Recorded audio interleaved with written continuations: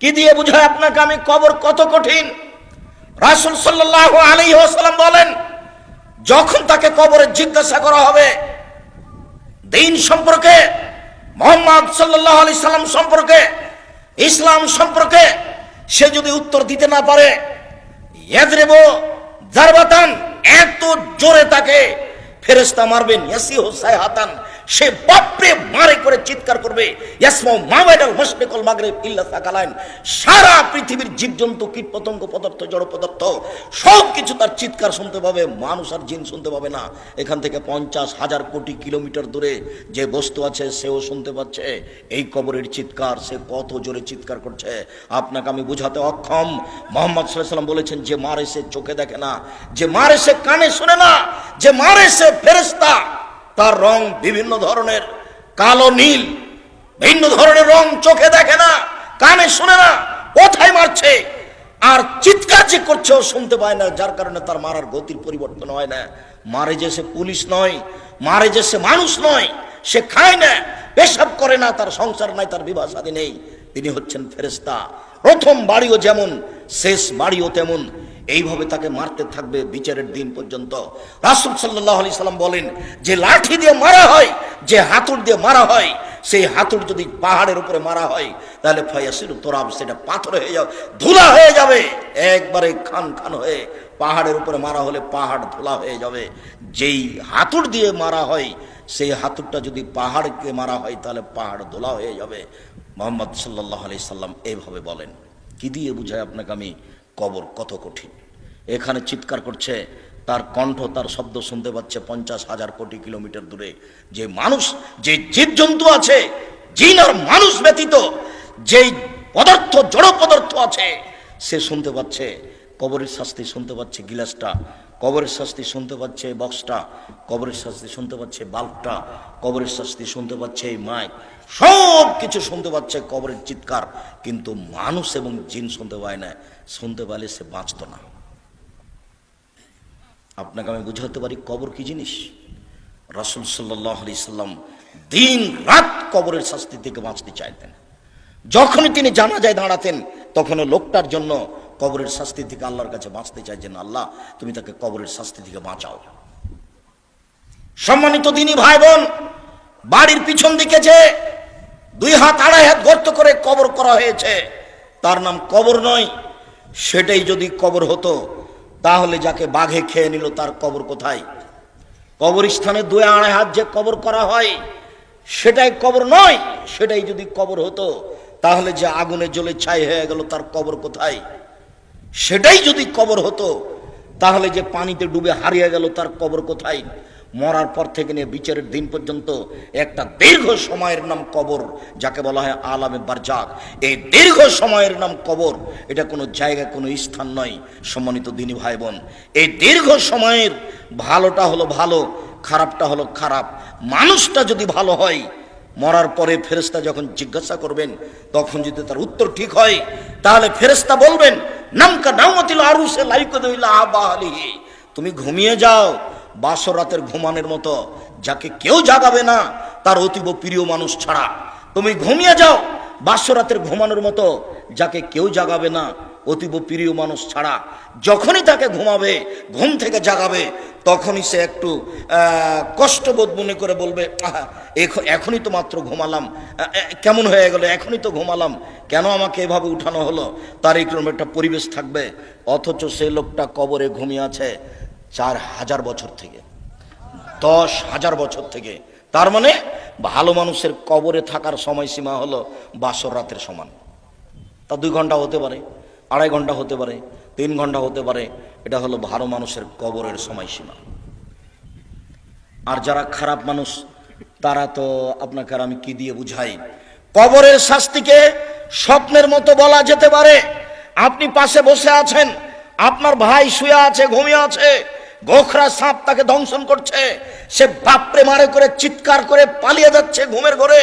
এরপরে তার ঘুম ভেঙে গেল, ঘুম ভাঙতে দেখতে পাচ্ছে গমা সাপ কত বড় ছিল, রং কেমন ছিল, কিভাবে কে দংশন করছে, সে সব কিছু এখন অক্ষর অক্ষর বলে দিতে পারবে ঘুম থেকে উঠে।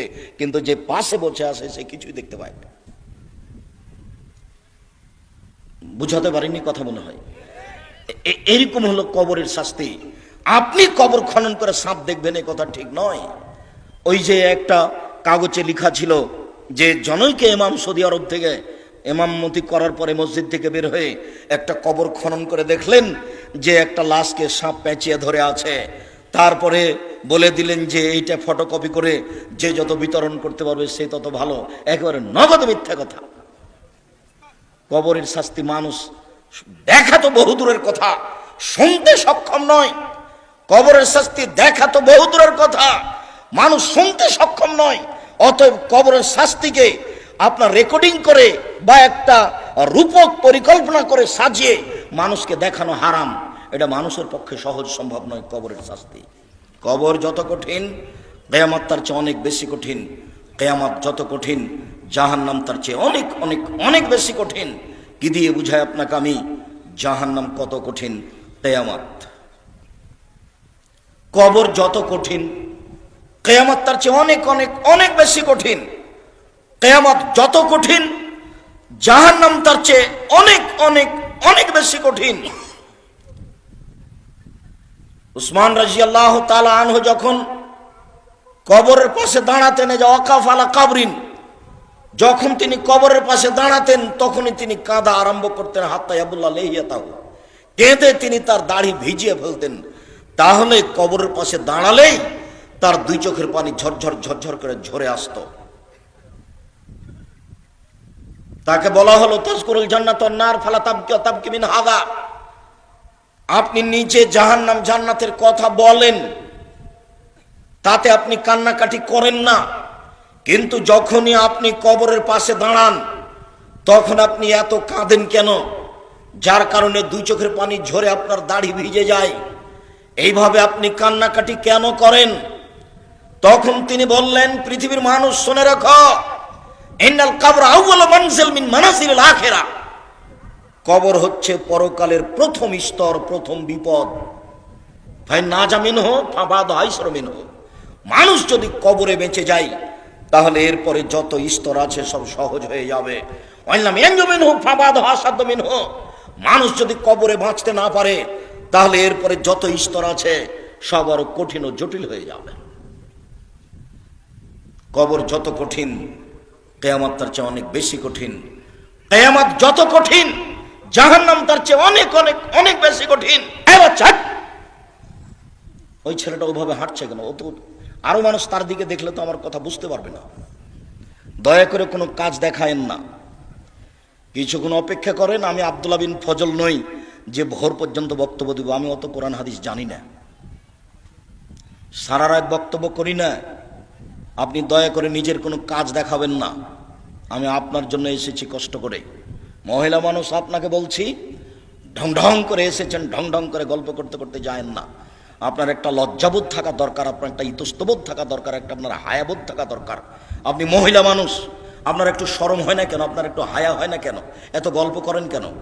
ঢং ঢং করে গল্প করতে করতে আসলেন, আবার চলে যাচ্ছেন। আপনি বুঝতে পারেন না যে আমি মহিলা মানুষ, আমার একটা লজ্জার ব্যাপার আছে, আমার একটা শরমের ব্যাপার আছে। জাহান্নাম মহিলা দিয়ে ভরা, দিন রাত শুনছেন, হুঁশ হয় না? জাহান্নাম বলতে নারীকে বুঝায়, জাহান্নাম বলতে নারীকে বুঝায়। এ কথা আমরা তো বলিনি, এ কথা মুহাম্মদ সাল্লাল্লাহু আলাইহি ওয়াসাল্লাম বলছেন। আল্লাহ রাসূল বলছেন, আমি জাহান্নামের দিকে তাকিয়ে দেখলাম অধিকাংশই নারী। আবু হুরায়রা রাদিয়াল্লাহু আনহু, এই ছেলে, তুমি এভাবে সাড়া দিবা না কোথায়, চুপচাপ বসে থাকো, তুমি লজ্জাবোধ করো। তোমার মাই তো এখানে বসে আছে ছোট ব্লাউজ পরে, তোমার শরম হয় না? তোমার ইতস্তবোধ হয় না? তুমি বলে দিও তোমার মা যেন এরকম ছোট ব্লাউজ পরে আর দিন না কাটায়, সময় না কাটায়। তোমারও তো ইতস্তবোধ হওয়া দরকার। তোমার বাপ এখন দাড়ি চেঁচা এখানে বসে আছে, ঢং দেখাচ্ছ, ধর্মকে পাগল পেয়েছো বাপ বেটা। নিজেকে মুসলমান মনে করো, দিন ধর্ম মেনে চলার চেষ্টা করো। সময় সেবার কোনো পথঘাট মানুষের কাছে নেই। অতএব লজ্জাবোধের দাবি রাখি। কথার মধ্যে উপস্থিত বৈঠকের মুসলিম বোন, আপনাকে নিয়ে দুটা কথা বলছি, শোনেন।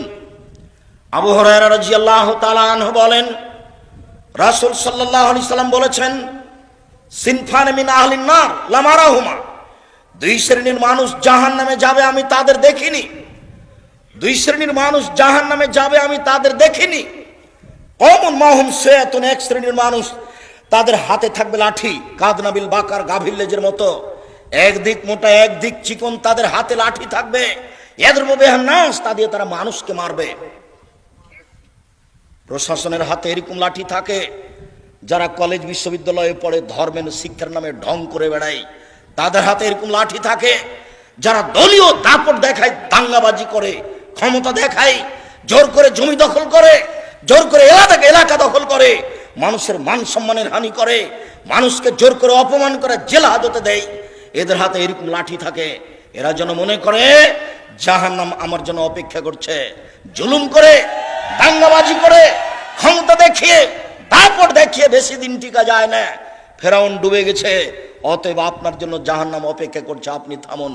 আপনাকে আমি অনুরোধ করেছি, ক্ষমতা দেখিয়ে, দাঙ্গাবাজি দেখিয়ে, জুলুমবাজি করে, মানুষের প্রতি অন্যায় অবিচার করে, ক্ষমতা দেখিয়ে, মানুষকে জেল হাজতে দিয়ে, মানুষকে অপমান করে 1 মিনিট বাঁচার চেষ্টা করিয়েন না। নরম হয়ে থাকেন, খুব নরম হয়ে থাকেন, মাটির মানুষ, মাটির মতো হয়ে থাকেন, ফলাফল ভালো হবে। সময় অল্প। কালকে ছিল 40 বছর, আজকে দেখছেন 60। কালকে ছিল 60 বছর, আজকে দেখলেন 80। তার মানে বেশি সময় নেই, অল্প সময়। আদম সন্তানকে, অন্তত মুহাম্মদ সাল্লাল্লাহু আলাইহি ওয়াসাল্লামের উম্মতকে বেশি সময় দেওয়া হয়নি।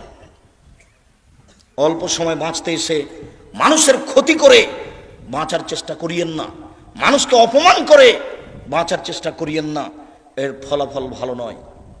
রাসূল সাল্লাল্লাহু আলাইহি ওয়াসাল্লাম বলছেন, কেউ যদি কারো মান সম্মানের হানি করে, তাহলে সেই দিন আসার আগে যেন হাত ধরে সমাধা করে নেয়, যেদিন কোনো টাকা পয়সা থাকবে না। যেহেতু বিচারের মাঠে হাত ধরে ক্ষমাও হবে না, যেহেতু বিচারের মাঠে টাকা পয়সা দিয়ে বাঁচাও যাবে না, সেই দিন তখন নেকি দিয়ে বাঁচতে হবে। আমি একটা লোককে অপমান করেছিলাম, আমি এখন বাঁচবো কি দিয়ে? আমার নেকি দিয়ে।